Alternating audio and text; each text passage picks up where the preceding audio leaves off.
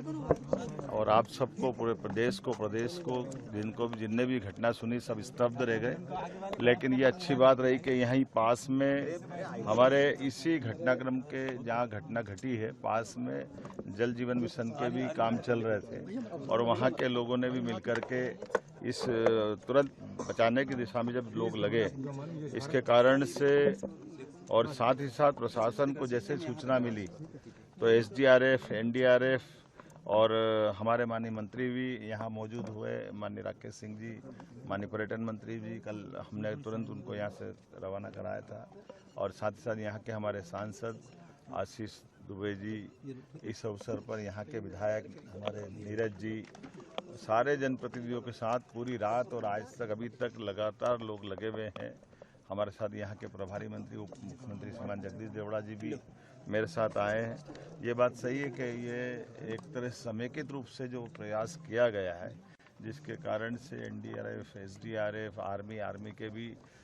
जो अच्छे कुशल गोताखोर है जिनको बाहर से भी बुलाया गया, उनके सारे अधिकारियों के साथ मिलकर के ये जो रेस्क्यू ऑपरेशन चलाया गया, जिसके कारण से 28 लोग बचे, जिसमें एक रियाज भाई तो 4-5 घंटे लगातार पानी में रहने के बाद भी एक तरह से वो मैं अभी उनसे भी मिल करके आया हूँ। शहर के अंदर जिन जिन के घर में दुखद घटना हुई हम उनसे मिल करके आए हैं। और वो रियाज भाई ने तो अपने शब्दों में जो बयां किया कि मान लिया था कि मैं अब शायद नहीं बचूंगा, लेकिन ये रेस्क्यू टीम ने उनको बचाने का काम किया। इसलिए तत्काल राहत जो की गई है उसके कारण से राहत बचाव अभियान में यथायोग्य प्रकार से जितना अच्छा हो सकता था उत्कृष्ट काम किया गया। इसलिए मैं प्रत्येक जो यहाँ के श्रमिक पास में भी जो इस पे काम कर रहे थे उनको बचाने वालों को भी 51,000 रुपये प्रत्येक श्रमिक को देने की घोषणा करता हूँ। यहाँ के प्रशासन के साथ जिन जिन लोगों ने बचाव दल में जो लगे हैं उनको भी हम उसी प्रकार से सम्मानित करने वाले हैं। मैं अपनी ओर से खास करके यहाँ जितना हमसे बन पड़ रहा है, जो प्रत्येक मृतक परिवार के बारे में कल हमने अनाउंस किया है 4 लाख उनको देते हुए, माननीय प्रधानमंत्री जी ने भी मृतक परिवार को 2 लाख देने की बात कही। पैसे का सवाल नहीं है, लेकिन ये कष्ट की घड़ी में सरकार, हम सब इस बात के लिए मन में भी पीड़ा भी है, लेकिन हम अपनी तरफ से इसमें प्रयास कर रहे हैं, खास करके कि इसके साथ साथ कोशिश कर रहे हैं कि इस पूरे घटनाक्रम के लिए कमेटी बनाने की घोषणा की है, जिसमें हमारे सरकार के माध्यम से उच्च स्तरीय जांच समिति बना रहा है। इसमें महानिदेशक होमगार्ड एवं नागरिक सुरक्षा, सचिव मध्य प्रदेश शासन, आयुक्त जबलपुर संभाग, ये इस पूरे घटनाक्रम की 3 बिंदुओं पे जांच करेगी, जिसमें क्रूज दुर्घटना के कारणों की सूक्ष्मता से जांच करना, परिस्थितियों को प्रतिपादित करना जिसके कारण से ये दुर्घटना हुई है, क्रूज संचालन से जुड़ी हुई सभी घटनाओं की जानकारी, प्रासंगिक नियम, अधिनियम, नागरिक सुरक्षा प्रोटोकॉल्स का पालन किया या नहीं किया, इस सारी बातों के साथ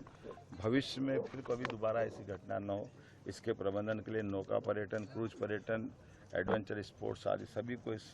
भविष्य में एसओपी तैयार करके हम इसमें कोशिश करेंगे कि ऐसी घटना अब दोबारा न हो।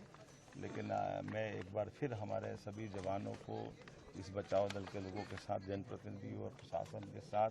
जबलपुर वासियों के भी धैर्य के आधार पर, क्योंकि सारे लोग पूरे नदी के किनारे पूरी रात गुजारते, मैं मीडिया बंधुओं का भी आभार मानता हूँ। आप सब ने भी यहाँ अपनी आंखों से देखा है कि अभी भी रेस्क्यू ऑपरेशन ख़त्म नहीं हुआ है, अभी भी क्रूज को और खींच करके लेकर आए हैं और हो सकता है जिस प्रकार से लोग मिसिंग हो सकते हैं, यहीं कहीं हो।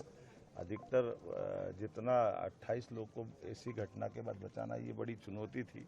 लेकिन मैं मान के चलता हूँ कि ये हमारे बहादुर जवानों की और सारे लोग जितने लोग जुड़े थे उनकी जीवटता है, इसके कारण से घटना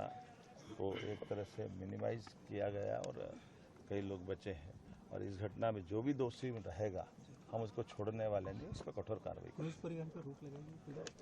ये मैंने कहा कि इनकी जांच रिपोर्ट आने दो उस पूरे घटनाक्रम में, और ये तो बिल्कुल प्राइमरी तो निर्देश है ही